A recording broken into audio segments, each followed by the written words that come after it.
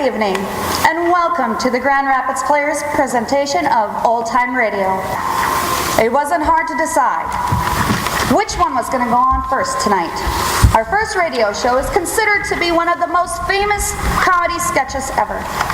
It was aired on national radio for its first time in 1938 and has since been translated into nearly 30 languages.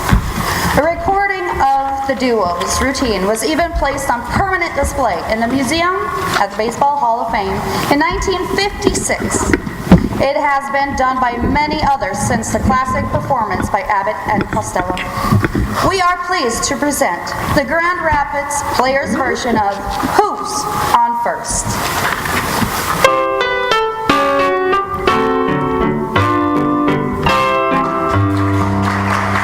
Take me out to the ball game. Take me out with the crowd. Buy me some peanuts and Cracker Jack. I don't care if I ever get back, for it's root for the home team. If they don't win, it's a shame, for it's 1, 2, 3 strikes, you're out at the old ball game. Hey,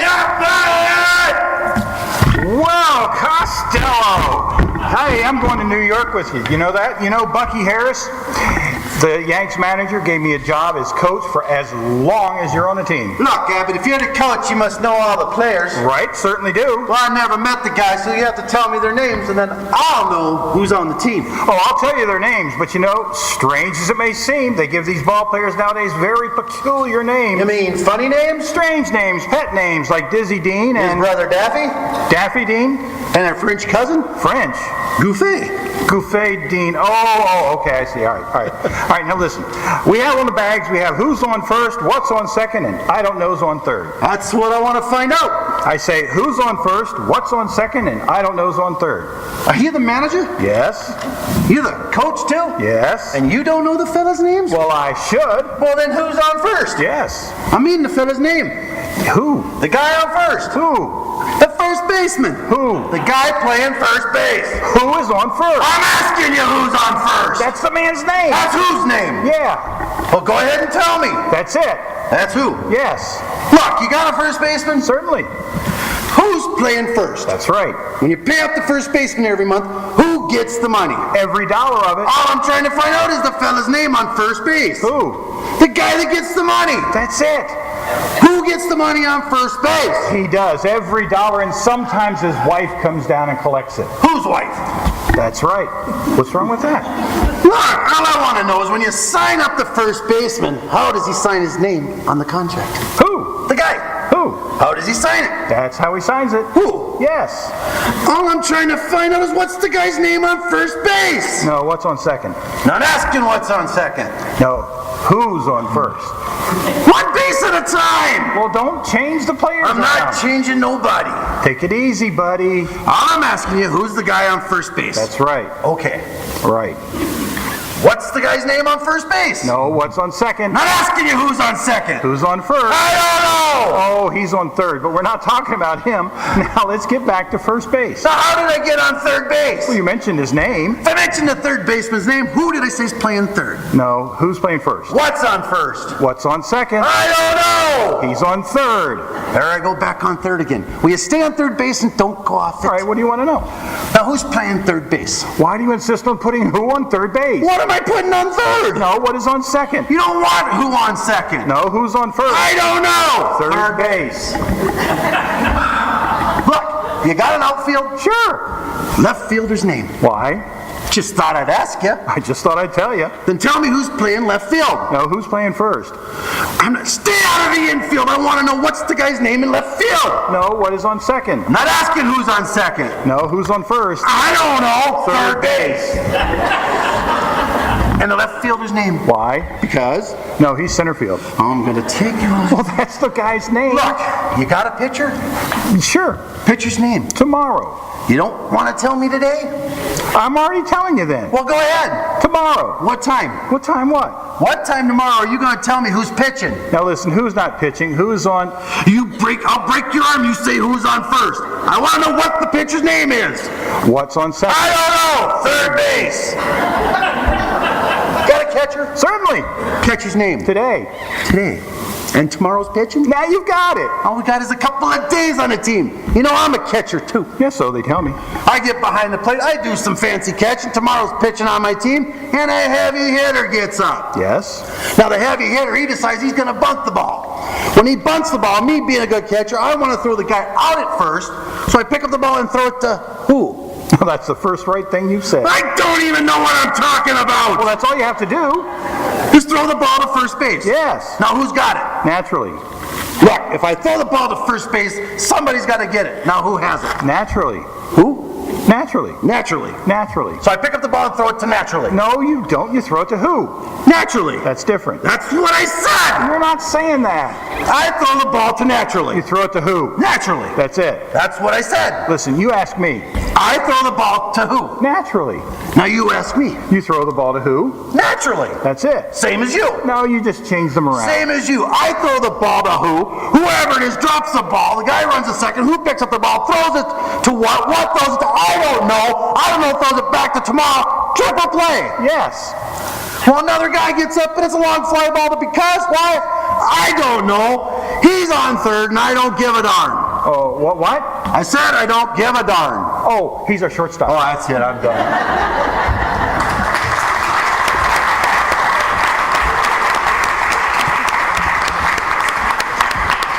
Thank you, Jim Cagle, for that charming rendition of Take Me Out to the Ball Game. All this baseball talk reminds me of a doctor I once knew at an insane asylum. He had decided to take his patients to a baseball game, and for weeks in advance, he coached his patients to respond to his commands. When the day of the game arrived, everything seemed to be going well. As the national anthem started, the doctor yelled, "Nuts up!" and they complied by all standing up. After the anthem, he yelled, "Nuts down!" and they all sat back down in their seats. After a home run was hit, the doctor yelled, "Cheer, Nuts!" They all broke out and applauded and cheered. When the umpire made a particularly bad call against the star of the home team, the doctor yelled, "Boo, Nuts!" and they all started booing and catcalling. Thinking things were going well, the doctor decided to go and get a beer and a hot dog, leaving his assistant in charge. When he returned, there was a riot in progress. Finding his assistant, the doctor asked, "What in the world happened?" The assistant replied, "Well, everything was going just fine until the vendor passed by and yelled, 'Peanuts!'"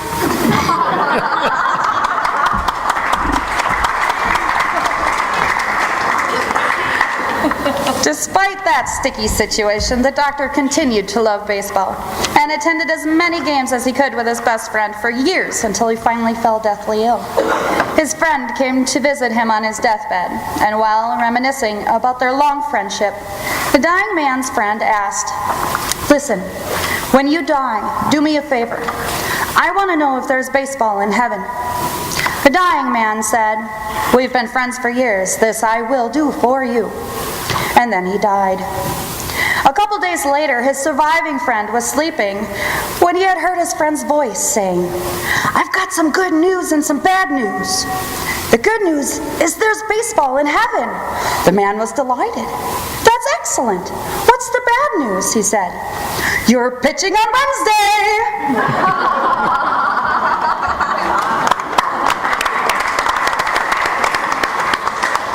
Now, for those of you listening who are too intellectual for baseball, we have a sketch that just might be more in your ballpark. This murder mystery was originally aired on September 22nd, 1942, and is sure to keep you guessing. For your thrilling entertainment, we present Murder Clinic, A Scrap of Lace.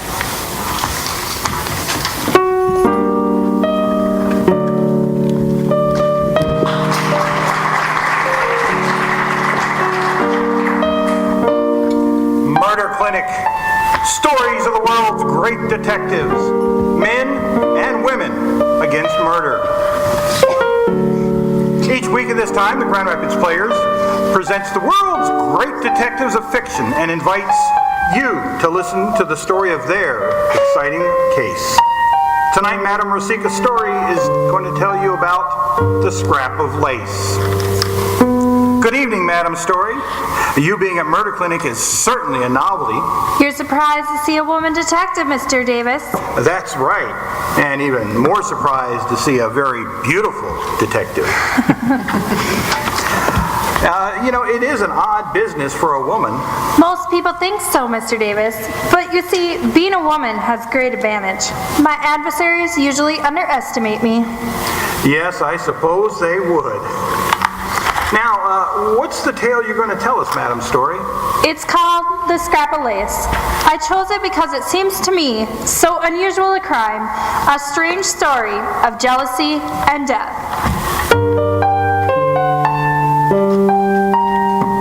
Of course, you know the great family Kruger who ruled New York society for generations. When Mrs. Peter John Kruger III died, her mantle descended, as a matter of course, to Mrs. Peter John Kruger IV.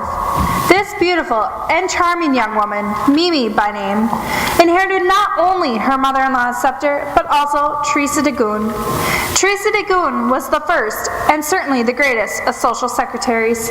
The story begins one summer morning at Cariswood, the enormous and rather monstrous Kruger estate in Upper Westchester. Mimi and Teresa de Goon were together in the breakfast room. Oh, Teresa, must we go to that dull dinner at the Bransoms tonight? I think I'll call it off. Mimi, you simply can't do that. The dinner's being given for you. I was most insistent that I being consulted about the other guests. After all, my dear, you have certain responsibilities. Your mother-in-law, Mrs. Kruger III. Yes, I know. She was a paragon of the social virtues. She didn't mind being bored to death. Oh, Mimi, you are so lax. What would you do without me? Oh, you worry too much, Teresa. You're living in the past. Your little assistant, Louise Mayfield, could possibly take over very well. Louise Mayfield? That child. My dear Teresa, she's 21 and very competent. After all, you trained her. Yes, and I was very fond of Louise. She's like a daughter to me. But, take my place? Surely you must be joking. Oh, yes, of course. You know, Mimi, I am a bit worried about Louise. She's been acting very odd lately. This party that she's going to tonight, I have no idea where it is or who the hostess will be. Well, wherever it is, she'll be having a better time than I will.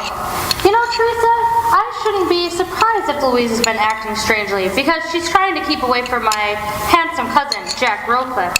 She doesn't seem very grateful to you, Teresa, for arranging to marry him off to Vera McPeak. Jack Rowcliffe and Vera McPeak are a splendid match. He has family, position, and Vera, she's young. She can be molded. She can be taught. Oh, certainly, yes. And her family has 100 millions. But I don't blame Jack from straying from the fold. Louise is very lovely, and I find Vera a very trying guest.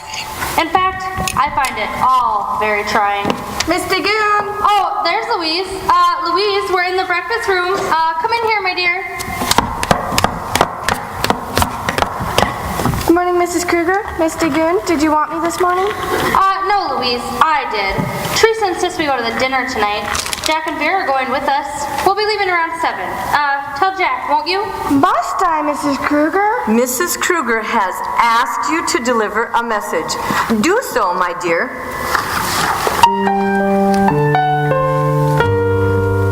Jack, I came only to tell you about the dinner. Louise, Please, must we go through all this again?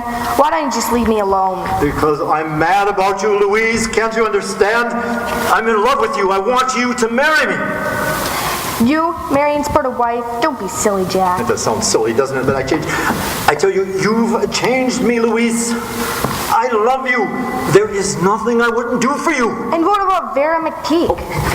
No, Jack. I'm afraid of being bought, paid for, and delivered. Vera won't go so easily. I will tell her tonight that I'm through, Louise. I'll meet her at the dinner and tell her, and then I'll come back here to you. Come back if you'd like, Jack. Well, I'll be back. But I in won't be here. about- Where are you going? Well, why don't you tell me? It's another man, I know. I know it's another man. Who is it? Who is it? This nonsense has gone on far enough. What I do is my own business. Do you understand that, Jack? No, it's my business. You're mine. Louise, do you hear? I'll have you or no one will. Jack, go on a bit. Louise, tell me. Hurting me, please. Who is it? I want to know. Let me go.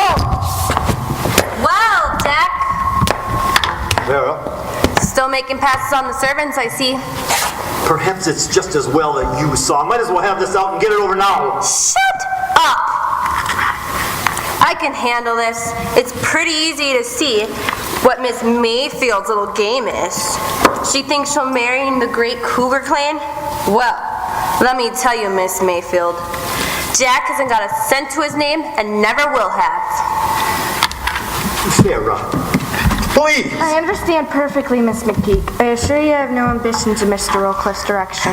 Quite the lady, aren't you, Miss Mayfield? Well, watch your step. Sure, I know you all think of me vulgar common, but let me tell you, we common clan McPeaks from Pittsburgh know we want and we know how to keep it. Think that over, Miss Mayfield. Think that over.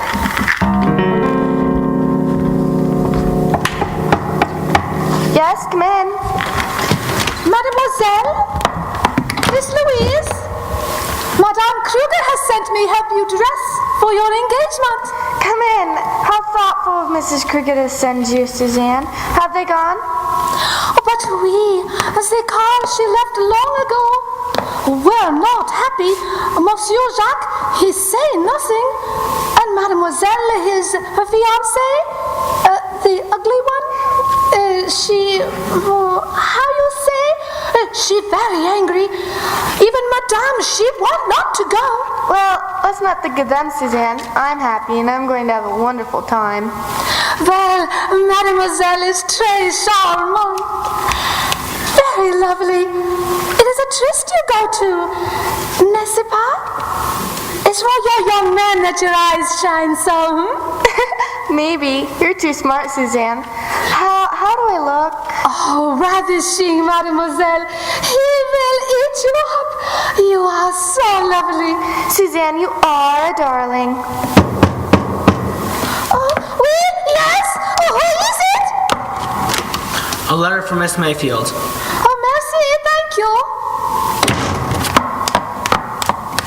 It is a letter for you, mademoiselle. For me? Why, it's a thick one, isn't it? Oh, how lovely! What an exquisite handkerchief. Why, who could have sent it to me? Oh, Madame Kruger must have sent it. It is one of the Sikhs she bought in Paris. It is perfect, mademoiselle, for your costume, n'est-ce pas? Oh, it's lovely. What a darling Mrs. Kruger is. Oh, oui, she is the most generous. Shall I put the scent, the perfume on it for you, madam? No, thank you. I'll do it myself, Suzanne. Oh, just put that bottle of Gardenia perfume on my dressing table, please. Oui, mademoiselle.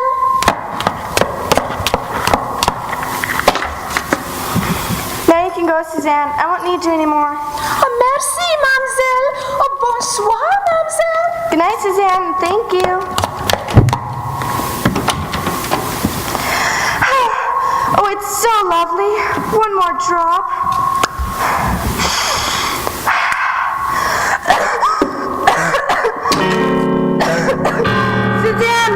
Suzanne, help! Suzanne, help! John!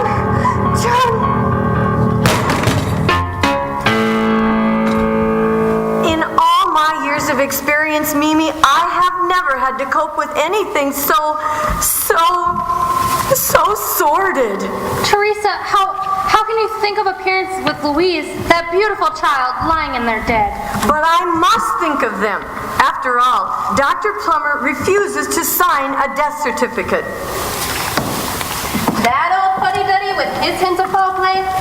Maybe he's right, Vera. Maybe. What do you mean, Jack? what do you know about Louise Mayfield's death? Well, Stop wrangling, you two. Dr. Plummer was kind enough to give us 36 hours.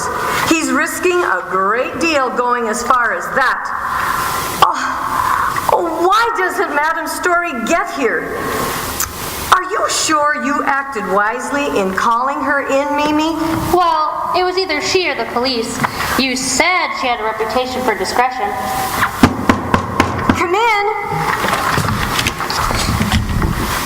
Yes? Madam Lucica Story and Miss Bella Brickley.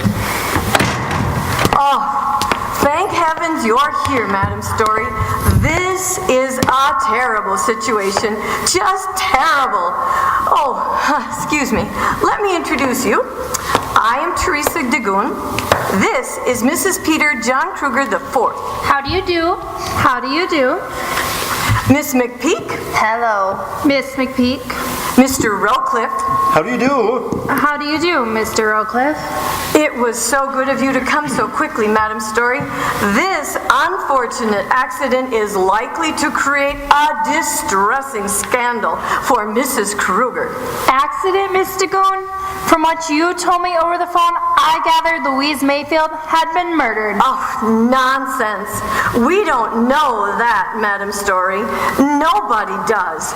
We only know Louise is dead. Poor child.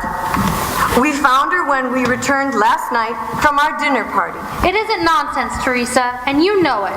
Madam Story is perfectly right. It'd be very foolish to ask her help and not give her all the facts. What facts, Mimi? Just because Miss Fossil, the Dr. Plummer, won't give a death certificate?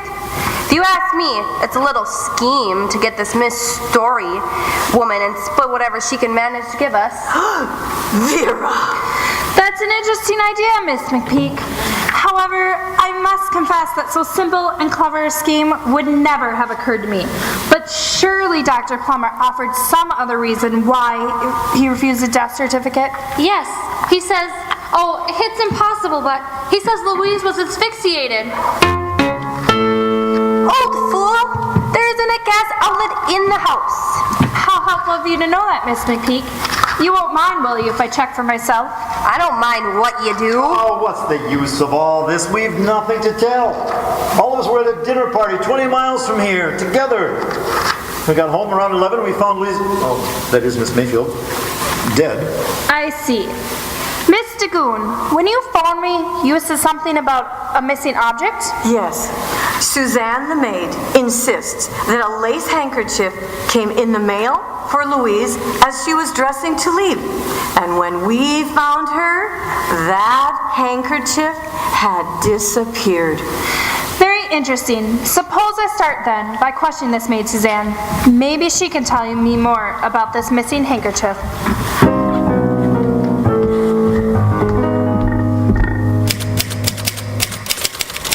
Good morning, Bella. Good morning, Madam Story. Typing last night's notes, I see. Yes. Say, you look worried. What is it? Oh, how can one look out in that peaceful garden and realize that right here, in this house, someone is carrying the mark of Cain on their soul? Then you believe that Louise Mayfield's death was not an F1? That she was murdered? No doubt about it, Bella. That girl was asphyxiated. Oh, how horrible! So young and so full of life. And it's our job to find out who killed her. Have you finished typing those notes you took at our interminable interviews last night? Not quite. I'm almost finished. Well then, I think I'll step out on the terrace. Maybe some fresh air will do me some good. Something is bothering you. Yes, Bella.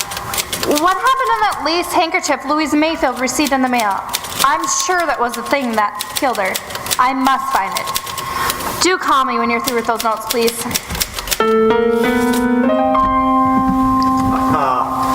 Madam Story, you shame the flowers and dim the sunlight. Do you always make such pretty speeches so early in the morning, Mr. Rowcliffe? Ah, beautiful lady, you remember my name. Yours would be a difficult name to forget, Mr. Rowcliffe. Thanks to the rotogravure in the picture magazines. Oh, you know, I had no hope of ever meeting you. I can't aspire to your circles. Much too clever. It all depends. I should say you were quite clever enough for your own purpose, Mr. Rowcliffe. Just the lightweight. I wonder. I see you're standing under her window. That is Miss Mayfield's room up there, isn't it? Yes, that was her room. Ivy-clad walls, old English ivy, sturdy and strong too. I wonder why the vines are so torn and broken. Why they? Oh, well, I hadn't noticed. You loved Louise Mayfield very much, didn't you? Yes. I loved her more than anything in life. And she? Well, why should she care for me? What am I? Nothing but a wastrel. She was in love with someone else, I know it. And if I had only known who it was, I'd have... Why didn't you tell me, Mr. Rowcliffe? You came back here last night and left your dinner party. How did you know that? I didn't. You just told me. Thank you. Well, there you see. Told you. Much too clever for me. What time was it when you got here? Oh, I don't know. No, it was about 9:30, I suppose. I see. You came around back here in the garden, saw a light in her window, called her, got no answer, then climbed the ivy up to her window. Didn't you? Who saw me? Nobody as far as I know. The broken ivy tells its own story, but not all of it. Tell me, what did you do when you got up there? I suppose you're thinking that I killed her? I wouldn't blame you if I did, and I don't care much if you do. I've got nothing more to live for. Please, please, Mr. Rowcliffe. Sorry. Well, I went in and found her laying there on the floor, dead. Then, like the coward I am, I got scared. How could I explain my being there? So I climbed down the same way I went up and drove back to Quaker's Ridge.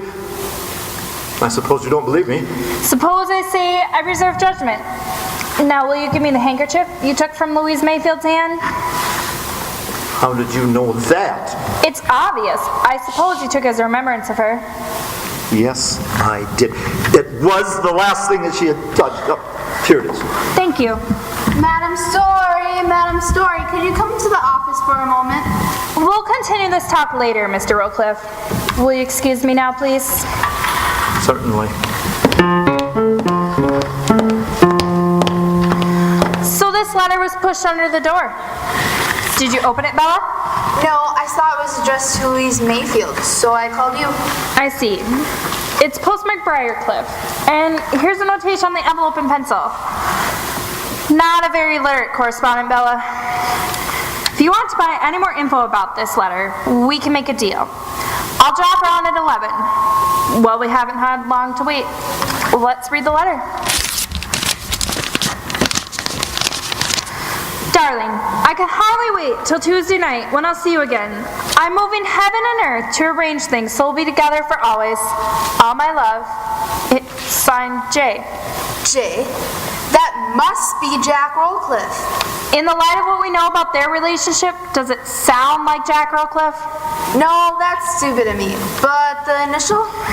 It could be that J stands for John. Peter John Kruger? Uh-huh. This must be our mysterious correspondent now. Come in. Well, ladies, here I am. Johnny on the spot, like I says. Do we do business? You're the Kruger chauffeur, aren't you, Mr. Gorgon's the name, chauffeur and bodyguard. I'm sure you're efficient in both departments, Mr. Gorgon, but why the bodyguard? Well, it's like this. The Krugers are important people, see? Mm-hmm. They're likely to be bothered by cranks and other undesirable citizens. Get it? They need protection, and I'm the guy that can protect them. Yes, I can see that, Gargan, but what about this letter? Yeah, that's right. Well, do I sing or don't I? Depends on your song. First, tell me, how did you manage to get a hold of the letter? Well, it's like this. I always get some mail, see? And I always deliver it. But yesterday, Mrs. Kruger and the old dame are with me. I go in and get the mail, and I look through it to see if there's anything for me. And I see this letter. When I come out to the car, Mrs. Kruger says, "Give me the mail." I hand it to her, and when I get it back, the letter is gone. Well, I don't think anything until last night when this Mayfield dame is bumped off. Then I begin to smell a rat. And this morning I do a little mooching around, and here it is. Very graphic, Gargan. How's that? Ah, skip it. What further information have you to give me? I can tell you who sent the letter to the Mayfield dame. So, for how much? Half a G. $500? That's an expensive song, Gargan. Ah, nuts. You can put it on the expense account. You're right. Nuts it is. $500 is yours. Thanks. Here you are. Now, who sent this letter to Louise Mayfield? Well, it was the one.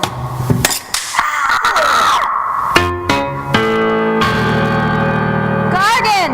Madam Story, is he dead? Yes, the shot came through that window.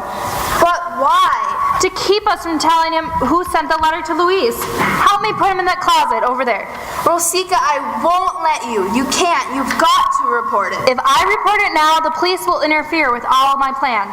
I need 24 hours. You're risking your reputation. We've taken risks before. But this is concealing a murder.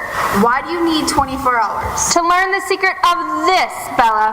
Why, that's one of Mrs. Cougar's handkerchiefs. No, Bella. It's the handkerchief. The one Rowcliffe found on Louise Mayfield's body. I'm staking my reputation on this little scrap of lace.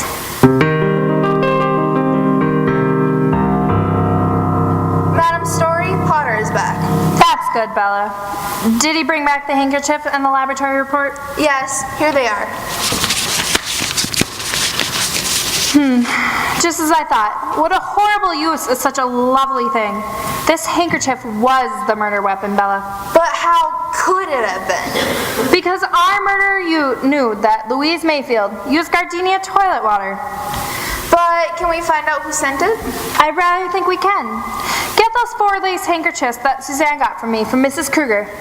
What are you going to do now? Now, my dear Bella, I'm going out to present a noose to a murderer.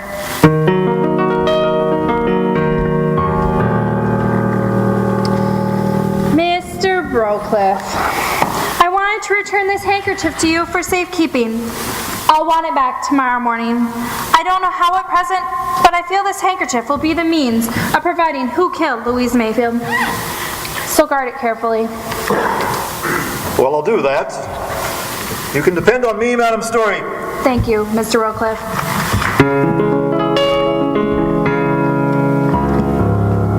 Miss McPeak, the greatest proof that I'm not against you is that I'm going to ask you to keep this handkerchief for me. The most important piece of evidence I have. I have no assurance the murderer would not kill me to get it, but it would never be proposed that I gave it to you. Will you keep it for me until tomorrow morning? Oh, don't worry. I'll keep it safe. Thank you, Miss McPeak.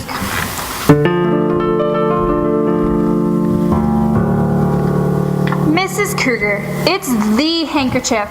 It's the one that was sent to Louise Mayfield. Where'd you get it? Can't tell you that now, but I'm afraid it was the cause of her death. Oh, how horrible! What I'm going to ask you to do is hold it for me, just until tomorrow morning.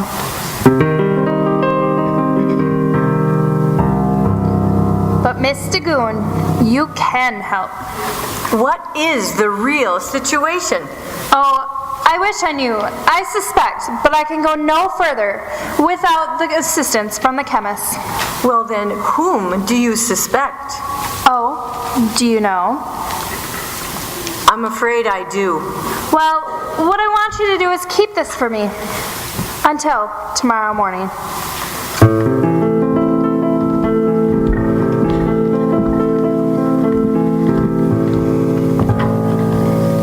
Miss Kruger, I've asked you, Miss Dagoon, Miss McPeak, and Mr. Rowcliffe to meet me here this morning in order that we may determine who murdered Louise Mayfield. What do you mean? You know, Madam Story? You know who killed her? I believe I do, Mrs. Kruger, but I hope to prove it. I know that lace handkerchief sent to her through the mail was the murder weapon. Perhaps that can tell us something. May I have the handkerchiefs, please? Why, sure. Here you are.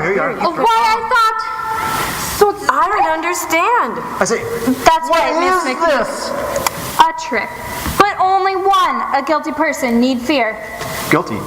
But really, Madam Story, I don't understand. Bella, Yes, Madam Story? please take the handkerchiefs one at a time. Mark each in pencil with the initials of the person from whom you receive it. May I have the handkerchiefs, please?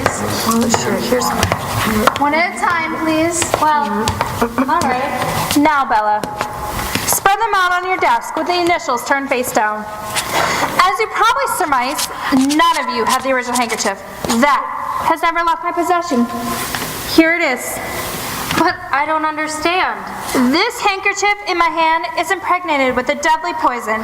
When moistened with alcohol, it releases a lethal gas which is instantly fatal.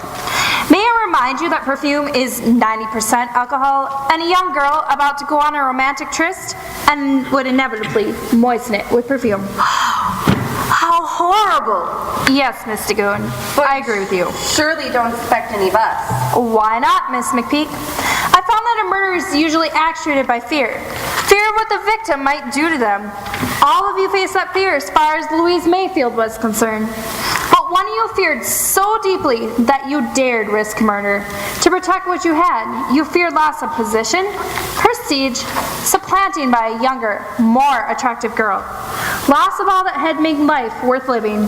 That one person alone knew what the fatal handkerchief contained. I gave each one of you what you thought was that handkerchief. I was curious to see what disposition you would make of the evidence. Bella? Yes? Please examine those 4 handkerchiefs carefully. And when you've done that, tell me if any of them are changed since they left our hands last evening. Yes. This one has been washed. Washed? Well, I don't understand. Read the initials on it. T-D-G. Teresa? Teresa? Keep away from me. Keep away from me. I say keep away from me, or I'll shoot!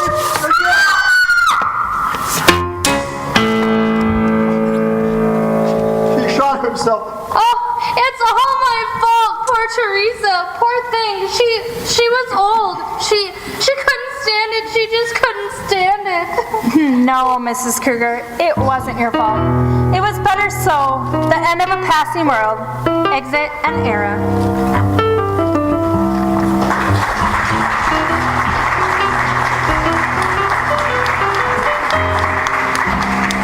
Well, I might not have solved any murders like the detectives in our last show, but I did work as a highway patrolman for a short time. On one of my first cases involved a lawyer who had just opened the door of his BMW when suddenly a car came along and hit the door, ripping it off completely. By the time I arrived at the scene, the lawyer was beside himself with anger as he complained bitterly about the damage to his precious BMW.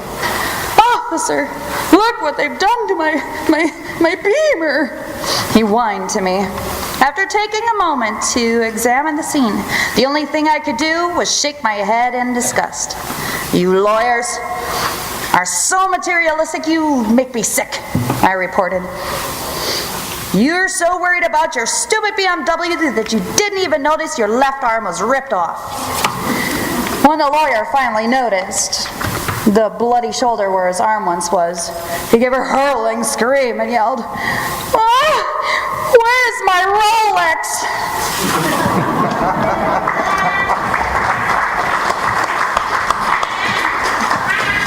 On a more serious note, though, we'd like to take a moment to bring back Jim Kay on stage to perform a song telling the true events of a Christmas tragedy that happened to his family some years ago. We know it's true because Jim told us it was. And we know he'd never lie to us, especially this close to Christmas. We dedicate this song to his grandmother. I hope the radio audience and those here with us tonight feel free to sing along if you know this one.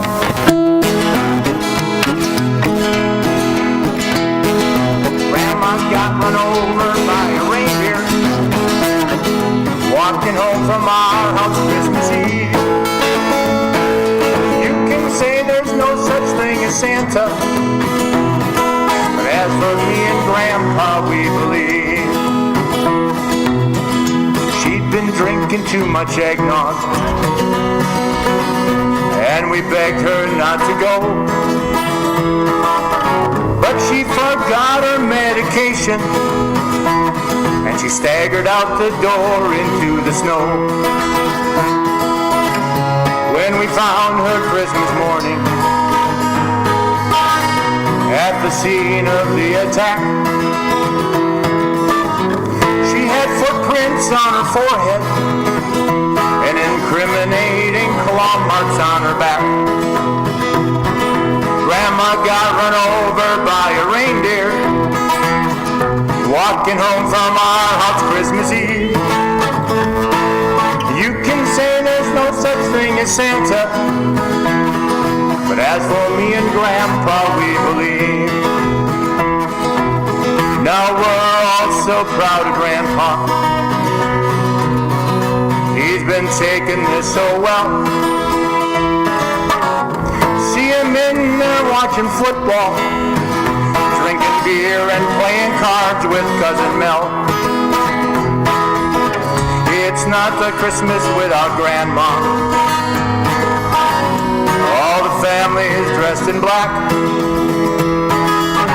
and we just can't help but wonder, should we open up her gifts or send them back? Send them back! Grandma got run over by a reindeer walking home from our house Christmas Eve. You can say there's no such thing as Santa, but as for me and Grandpa, we believe. Now the goose is on the table,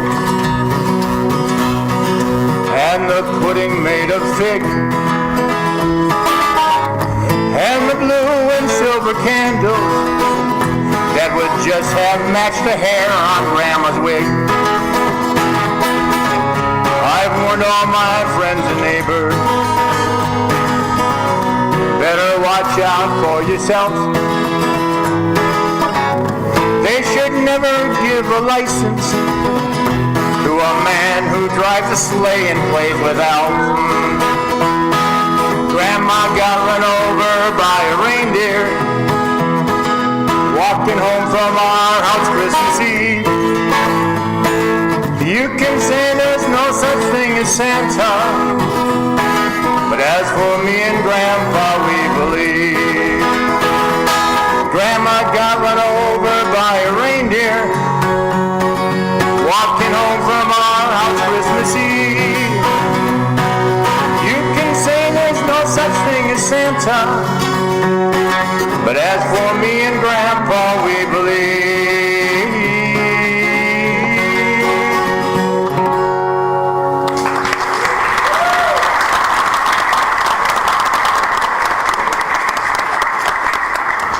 Our next show is dedicated to all of our listeners that are cowboys at heart, or just like to dress up in masks.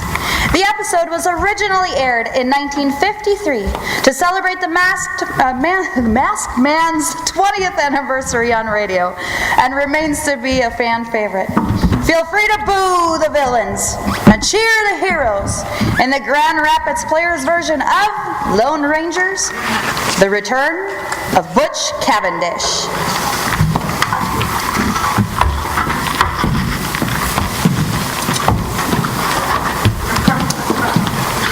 From out of the past come the thundering hoofbeats of the great horse Silver.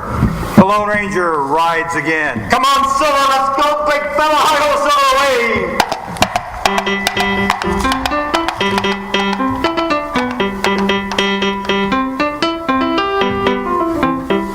Thunder Martin was one of the closest friends of the Lone Ranger and Tonto. He was closing the corral gate of the ranch where he worked as top hand when he saw a stranger approaching. Thunder observed that the man's clothes were too large and his face peculiarly pale. Whoa there! Howdy, stranger. Howdy, this the Hornblow Ranch? Yep, and I'm the top man. State your business. You must be Thunder Martin. Yep, that's my name. Is it true that you're a friend of the Lone Ranger? Yep. I have an important message for the masked man. Where is he? Well, he's traveling with a young dent named Dan Reed. Just leave a message with me and I'll give it to the Lone Ranger's engine pal. He'll be here soon. No, I must see the Lone Ranger. It's a matter of life and death. His death. Well, he said something about going to a place called Bryant's Gap. Bryant's Gap. It's 2-3 days travel south of here. Yes, I know the place. Steady, fella, get up, come on! Doggone, a matter of life and death. I wonder what he meant.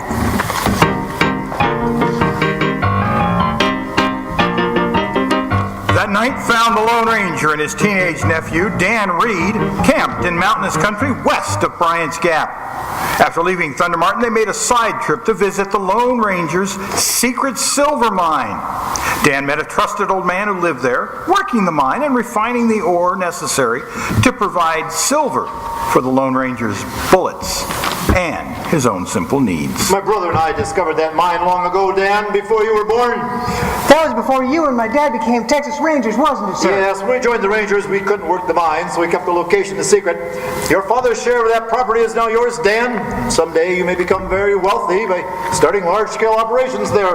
No, I don't care about that. I just want to travel with you and Tonto. Ah, thanks, Dan, but later I'd like to discuss that with you. Well, how soon will we be at the place where Dad's buried? We'll be at Bryant Gap the day after tomorrow. Well, that's... Yes, the anniversary of your father's death. Yes. I'll always remember the day.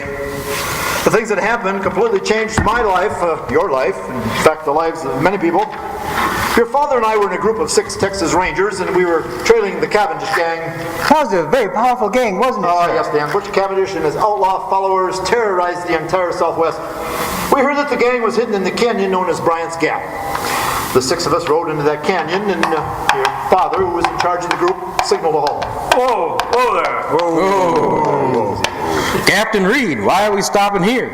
I sent a guide ahead to scout the canyon, so we'll not be ambushed. We'll wait for him to report. Yes, sir. The guide was not a ranger. He was a civilian. Unknown to any of us, he was working for Cavendish. We waited only about 15 minutes, and then the guide rode up to us and reported. Hello there, hello there. Captain Reed, I've located the Cavendish gang. In the canyon? No, sir. They're in the woods beyond the far end of the canyon. You hear that, Ben? Yes, sir. Yes, sir. Yeah. We'll go through the canyon on the double. Come on, easy. Yeah. Collins, the guide, had lied to us. Cavendish and his men knew that we were coming. They were waiting behind protecting rocks on both rims of the canyon. They opened fire with high-powered rifles. Our horses went down. The 6 of us were trapped in the canyon. 3 of us wounded in the opening volley. We found meager protection behind the rocks and returned their fire. We were at a tremendous disadvantage and hopelessly outnumbered. Father and I were fighting side by side, and we both had several wounds. And then your father said, "This can't go on much longer. Listen to me while I'm able to talk. My wife and son are on the way from the east. If you survive, I know you'll take good care of them." I knew that nothing short of a miracle would bring any of us through this fight alive, but I nodded to your father, and then he said, "I'll count on you to resign from the Rangers. Work that silver mine we staked out. See that my son and his mother get my share of the mine and..." Oh! Oh, your father was struck by a fatal bullet. That's the last I remember of the fight. Tonto told me how he found you in the canyon. You were the only one alive. Yes, he nursed me back to health. He buried your father and the 4 other Rangers, and he made a 6 mound of earth and a cross with my name on it so that the Cavendish gang would think that there were no survivors. Was it Tonto's idea you wear a mask? Yes, Dan. He made my first mask out of the black cloth in my brother's vest. First I posed as an outlaw, it made it easier to track down the Cavendish gang. How long did it take you to get them all? Years, Dan. Last of all, we captured Cavendish himself. Did they all hang them all and his pals? Some were hanged. Cavendish and several others went to jail. Most of them have died, except Butch Cavendish. He's in a territorial prison. It took you a long time to find me after you become the Lone Ranger. Yes, Dan. A long time. How did you know I wasn't massacred by the Indians that attacked our wagon train? Well, I didn't. But when I heard of that massacre, heard that there were no survivors, some inner sense seemed to tell me that my brother's son still lived. So I never abandoned the search for you. And I finally found you. Now we better turn in. We break camp at dawn tomorrow. Whoa! Who is the man that is following the Lone Ranger and Dan? Is he actually concerned about the Lone Ranger's life? Or is this stranger up to no good? We'll dance survive long enough to make it to his father's grave? We'll learn the answers to all these questions and more when we return after this short intermission.